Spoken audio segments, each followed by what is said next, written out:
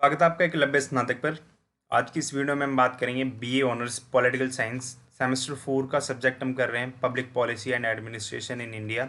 इसकी last unit है और लास्ट यूनिट का लास्ट चैप्टर है चैप्टर नंबर 2, जिसमें हम बात करेंगे कुछ समाज कल्याण नीतियों के बारे में। ठीक है, और जैसा आपको पता है इसकी जो पीडीएफ है वो आपको टेलीग्राम चैनल पर मिल जाएगी, तो आप एकलव्य स्नातक 1 सर्च करके टेलीग्राम चैनल ज्वाइन कर सकते हैं और पीडीएफ को डाउनलोड कर सकते हैं। अगर बात करते हैं क्या पहले क्वेश्चन की, तो भारत में सामाजिक कल्याण नीतियों की चर्चा कीजिए।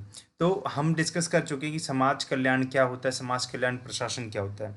तो अब हम बात करेंगे इससे रिलेटेड कुछ ऐसी पॉलिसीज़ के बारे में, कुछ ऐसे प्रोग्राम्स के बारे में जो चलाया गया है जिससे कि समाज का जो पिछड़ा वर्ग है उनका उत्थान किया जा सके, उनका विकास किया जा सके, उनको समाज की जो मुख्य धारा होती है, मेन स्ट्रीम होती है, उसमें इनको वापस लेके आया जा सके। तो भारत का स्वरूप एवं प्रकृति एक कल्याणकारी राज्य की है, यानी कि भारत एक ऐसा राज्य है जो हमेशा से ही नागरिकों के कल्याण के बारे में जितनी भी योजनाएं थी उनको चलाता रहा है। भारत अपने नागरिकों और वंचित वर्गों के कल्याण, उनके विकास के लिए और जीवन की गुणवत्ता वृद्धि के लिए कार्य करता है। यानी कि जितने भी वंचित वर्ग के लोग हैं उनका यहाँ पे कल्याण किया जाता है, उनका विकास किया जाता है, जीवन की जो गुणवत्ता होती है उसकी वृद्धि के लिए भारत काम करता है। मानव विकास समाज कल्याण नीतियों का एक प्रमुख लक्ष्य है। ठीक है, यानी कि कोई भी जो नीति बनाई जाती है सामाजिक कल्याण के उद्देश्य से, उसका मेन लक्ष्य यही होता है कि उससे हमारे मानव का विकास हो, यानी कि ह्यूमन डेवलपमेंट हो। भारत में सामाजिक कल्याण नीतियों का लक्ष्य एक ऐसे राष्ट्र की संकल्पना को पूरा करना है जो आदर्श कल्याणकारी राज्य की स्थापना करे। ठीक है, मतलब हमें एक ऐसे राष्ट्र का निर्माण करना है, एक ऐसे देश का निर्माण करना है जो एक आदर्श हो दूसरों के लिए, उस दूसरों के लिए एक आइडल हो, जो कि हमारी नीतियों को फॉलो करके एक कल्याणकारी राज्य की स्थापना कर सके।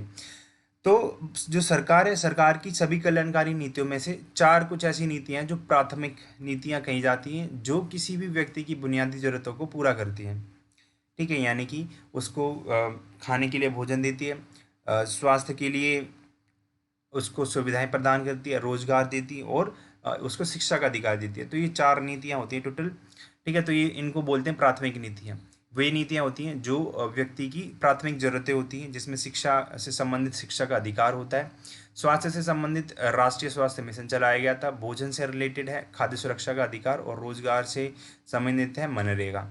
ठीक है, तो अभी हम चारों के बारे में पढ़ेंगे। तो सबसे पहले बात करते हैं शिक्षा के अधिकार के बारे में। ठीक है, तो जो शिक्षा का अधिकार है इसकी उत्पत्ति यूएन के मानवाधिकारों की सार्वभौमिक घोषणा में हुई थी। यानी कि जो हमारा यूएन था उसके जो universal declaration of human rights था उसमें इसकी उत्पत्ति हुई थी। उसमें जो आर्टिकल 26 था, यानी कि अनुच्छेद 26 में शिक्षा के अधिकार को यहाँ पे परिभाषित या फिर उसको उसमें वर्णन किया गया था। इसमें कहा गया था कि जो शिक्षा है वो सामाजिक, आर्थिक और सांस्कृतिक परिवर्तनों का एक माध्यम है।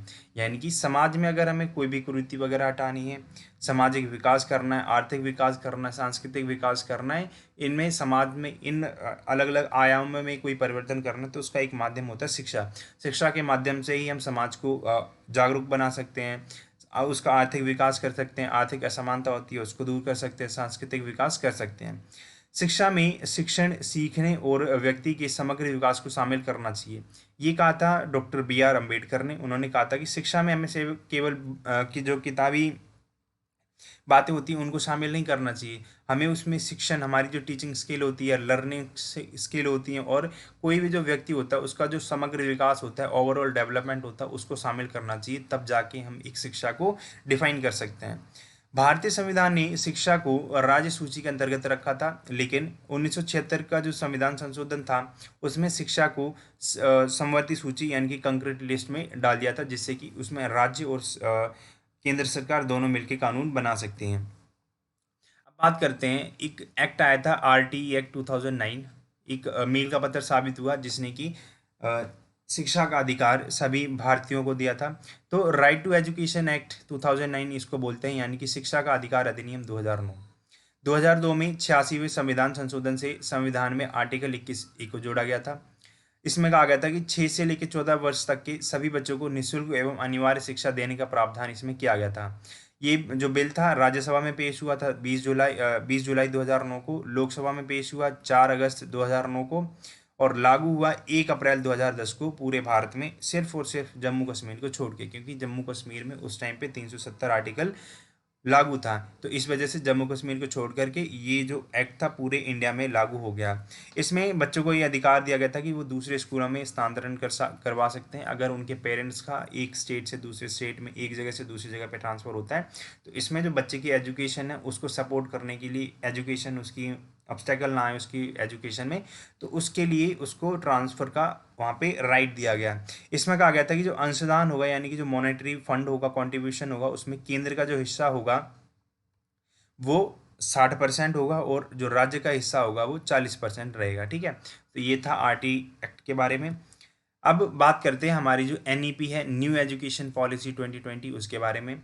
तो भारत सरकार जुलाई 2020 में नई शिक्षा नीति लेकर आई, यानी कि जो एनईपी थी उसको इंट्रोड्यूस किया गया जुलाई 2020 में।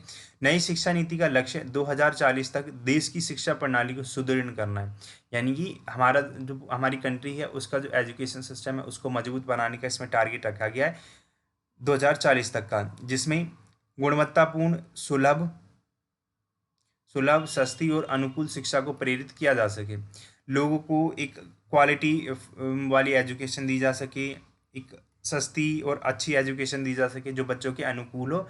ठीक है, नई शिक्षा नीति का उद्देश्य व्यावसायिक शिक्षा विषयों में रचनात्मकता और व्यक्ति के समग्र विकास पर ध्यान केंद्रित करना है। अब पहले जितनी भी नीतियाँ वगैरह आई थी तो उसमें एक ही चीज़ करी जाती थी कि उसमें किताबों को ज़्यादा फोकस किया जाता था। लेकिन ये जो नीति थी इसमें बात करी गई थी रचनात्मकता की, व्यक्ति के समग्र विकास के बारे में। ठीक है, जिससे कि देश का विकास किया जा सके। अगर हमारा मस्तिष्क थोड़ा रचनात्मक है, उसका समग्र विकास हो रखा है व्यक्तियों का, तो हमारा जो देश है उसका विकास ऑटोमेटिकली होगा, क्योंकि उस रचनात्मकता का उपयोग देश के विकास में किया जा सकेगा। यह समाज में शिक्षा को सभी लोगों में समान रूप से वितरित करना चाहती है। अब हमें पता है शिक्षा का जो वितरण है वो असमान है। प्राइवेट स्कूल की फीस इतनी हाई होती है कि जो वंचित वर्ग होता है वो उनको पढ़ा नहीं सकता, और जो हमारा सरकारी स्कूल होता है उसकी जो क्वालिटी ऑफ एजुकेशन होती है बहुत बेकार होती है। तो ये कहीं ना कहीं एक असमानता यहाँ पे दिखाती है। तो जो नई एजुकेशन पॉलिसी है उसमें भी ये कहा गया है कि जो जो शिक्षा में असमानता है उसको खत्म करना ही इस नीति का लक्ष्य रहेगा। ठीक है, फिर बात करते हैं राष्ट्रीय स्वास्थ्य मिशन के बारे में। तो भारत में स्वास्थ्य क्षेत्र हमेशा से उपेक्षित रहा है, यानी कि जो कंडीशन रही है वो हमें पता है कितनी खराब रही है, जिसमें स्वास्थ्य बुनियादी ढांचा ना होने के कारण कई महामारियों से लाखों लोग मर जाते हैं। यानी कि एक बेसिक जो स्ट्रक्चर होता है हमारे हेल्थ सिस्टम का वो नहीं है यहाँ पे, जिसकी वजह से अलग अलग तरह की जो पेंडेमिक्स होती हैं उनसे लाखों लोग, करोड़ों लोग मर रहे हैं। बच्चों में पोषण की कमी से कुपोषण हो रहा है। ठीक है, यानी कि मालन्यूट्रिशन हो रहा है, उनको न्यूट्रिशन अच्छे से नहीं मिल पा रहा है। गरीब लोगों के पास पर्याप्त मात्रा में धन के अभाव की वजह से यह वह चिकित्सा परीक्षण द्वारा उपचार का खर्च उठाने में सक्षम नहीं हो पाते हैं। यानी कि गरीबों के पास पैसा तो पहले ही नहीं होता, धन का अभाव होता है, उसकी वजह से जितने भी टेस्ट वगैरह होते हैं, टेस्ट के बाद में जो भी उपचार का खर्चा होता है वो उसको उठा नहीं पाते हैं। जनता को सस्ती और सार्वभौमिक स्वास्थ्य सुविधाओं को बढ़ावा देने के लिए भारत सरकार द्वारा राष्ट्रीय स्वास्थ्य मिशन की शुरुआत की गई थी। यानी कि इसका लक्ष्य ये रखा गया था कि जनता है उसको हम सस्ती से सस्ती और सभी को सार्वभौमिक स्वास्थ्य सुविधाएं दे सकें, जिसमें सभी सुविधाओं को कवर किया जा सके। उसको बढ़ावा देने के लिए भारत सरकार राष्ट्रीय स्वास्थ्य मिशन को उसने लॉन्च किया था। ठीक है, अब ये जो मिशन था इसमें 4 टोटल कंपोनेंट थे, 4 अवयव थे। पहला तो है राष्ट्रीय ग्रामीण स्वास्थ्य मिशन। इसमें ग्रामीण क्षेत्रों में जो बेसिक हेल्थ स्ट्रक्चर होता है उसके बारे में फोकस किया था। राष्ट्रीय शहरी स्वास्थ्य मिशन, शहरों में जो स्वास्थ्य स्ट्रक्चर होता है, हेल्थ स्ट्रक्चर होता है, बेसिक हेल्थ स्ट्रक्चर, उसको फोकस किया था।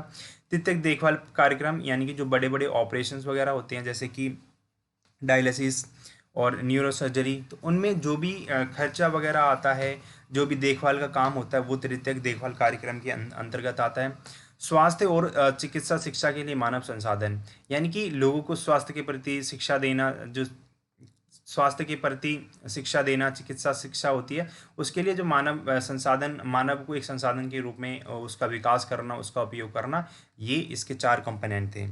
अब बात करते हैं खाद्य सुरक्षा का अधिकार, यानी कि जो फूड राइट है उसके बारे में।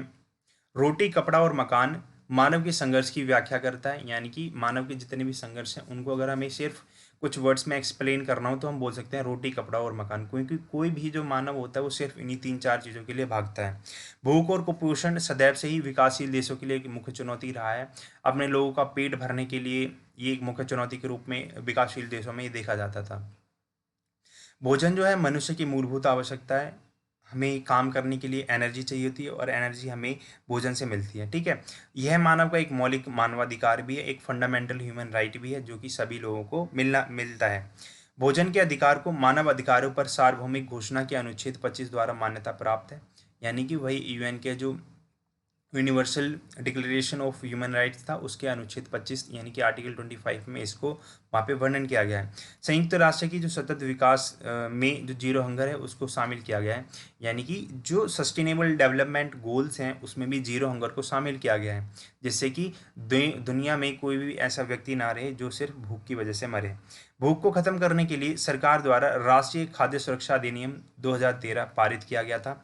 इसमें ये अधिनियम था उसने कहा था कि देश में सभी नागरिकों को हर समय और कहीं पर भी उनकी थाली में भोजन की गारंटी ये अधिनियम देता है। यानी कि कोई भी व्यक्ति हो, कहीं पर भी हो, किसी भी टाइम पे, कहीं पर भी, किसी भी स्थान पर हो, उनकी थाली में भोजन की गारंटी ये अधिनियम देता है। फिर इस जो खाद्य सुरक्षा थी इसके कुछ 3 तत्व थे। खाद्य उपलब्धता, लोगों को खाद्य की जो सामग्रियाँ होती हैं उसको उपलब्ध करवाया जाए। जो ये उपलब्धता के जितने भी संसाधन होते हैं, खाद्य संसाधन होते हैं, वहाँ तक व्यक्तियों की पहुँच की जाए और जितने भी हम जो भी वस्तुएं उनको प्रदान करते हैं वो उन चीज़ों को उपयोग कर सके, उनकी जो जानकारी होती है वो लोगों तक, जनता तक उनको पहुँचाया जाए, ठीक है। तो ये कुछ तत्व थे इसके बेसिक्स, बिल्कुल। अब बात करते हैं लास्ट में मनरेगा की। तो एक चीज़ देखो, मनरेगा ऐसे लिखा जाता है, ठीक है। तो बेसिकली इसमें क्या कहा जाता है, तो Mahatma Gandhi national rural employment guarantee act, यानी कि महात्मा गांधी राष्ट्रीय ग्रामीण गारंटी अधिनियम। तो महात्मा गांधी राष्ट्रीय ग्रामीण रोजगार गारंटी अधिनियम को भारत सरकार द्वारा 2005 में प्रस्तुत किया गया था, ठीक है। तो इसका जो मूल नाम था वो राष्ट्रीय ग्रामीण रोजगार गारंटी अधिनियम 2005 है। यानी कि इसका जो मूल नाम है, ओरिजिनल नाम है, वो है नरेगा, ठीक है। लेकिन 2 अक्टूबर 2009 को नरेगा को मनरेगा कर दिया गया था, यानी कि MG NREGA. Mahatma Gandhi national rural employment guarantee act इसका नाम कर दिया गया था। मनरेगा रोजगार की कानूनी स्तर पर गारंटी देने वाला विश्व का सबसे बड़ा कल्याणकारी सामाजिक कल्याणकारी कार्यक्रम है। यानी कि विश्व का पहला ऐसा कार्यक्रम है जो सामाजिक कल्याण पर फोकस करता है, कानूनी स्तर पर लोगों को रोजगार की गारंटी देता है। मनरेगा के तहत प्रत्येक परिवार की अकुशल श्रम करने की इच्छुक वयस्क सदस्यों को लिए, अकुशल श्रम यानी कि जिसमें ऐसा एक श्रम होता है जिसमें हमें किसी खास तरह की कोई भी स्किल की जरूरत नहीं पड़ती है, उस श्रम को करने के लिए इच्छुक जो भी वयस्क सदस्य होते हैं उनके लिए 100 दिन का रोजगार का इसमें प्रावधान किया गया था। यानी कि साल के 100 दिन इनको रोजगार देना होगा। और कुछ ऐसी कंडीशंस होती हैं किसी एरिया में जहाँ पर इस 100 दिन को 150 दिन तक किया जा सकता है। मनरेगा लाभार्थियों में 1/3 महिलाओं का होना अनिवार्य है। विकलांग और अकेली महिलाओं की भागीदारी को बढ़ाने का भी इसमें प्रावधान किया गया है। पंचायती राज संस्थाओं को मनरेगा के तहत किए जा रहे कार्यों के नियोजन, कार्यान्वयन और निगरानी हेतु नियुक्त किया गया है। अब जितने भी काम होते हैं वो गांव में होते हैं, और गांव में हमें पता है जितने भी पंचायती राज सिस्टम होता है वहाँ पे काम करता है। तो अब केंद्र सरकार के लिए पॉसिबल नहीं हो पाएगा कि वो उन सभी गांवों में इन चीज़ों को वहाँ पे मॉनिटर करे। तो इसके लिए इसकी जो जिम्मेदारी होती है वो पंचायती राज संस्थानों को, जिसमें हमारी ग्राम पंचायत, ब्लॉक समिति और जिला पंचायत ये सारी शामिल हो जाते हैं। तो उन लोगों को, उन संस्थानों को उसकी प्लानिंग के लिए, उस काम के इम्प्लीमेंटेशन के लिए और उसकी मॉनिटरिंग के लिए वहाँ पे नियुक्त किया गया है।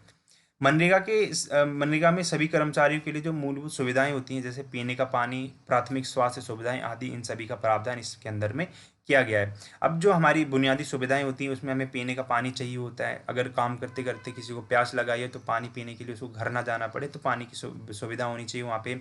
अगर काम करते करते किसी व्यक्ति की हालत ख़राब हो जाती है, उस अस्वस्थ हो जाता है, ठीक है, कुछ उसके अंदर कुछ कमी आ जाती है, थक जाता है, बेहोश वगैरह हो जाता है, तो जो प्राथमिक स्वास्थ्य होता है यानी कि फर्स्ट एड जो होती है वो वहाँ पे व्यक्ति को दी जानी चाहिए, ठीक है। तो इन चीज़ों का जो प्रावधान है वो भी मनरेगा के अंदर में किया गया है। तो बेसिकली कहने का मतलब यही है कि ये जो जितने भी कार्यक्रम हैं वो जनता के, जो वंचित वर्ग है, वंचित जनता है, उसके कल्याण के लिए, उसके उत्थान के लिए लाए गए हैं, ठीक है। इसकी जो PDF है वो आपको टेलीग्राम चैनल पर मिल जाएगी, और अगर आपको कोई भी डाउट हो तो आप कमेंट करके पूछ सकते हैं। Thank you.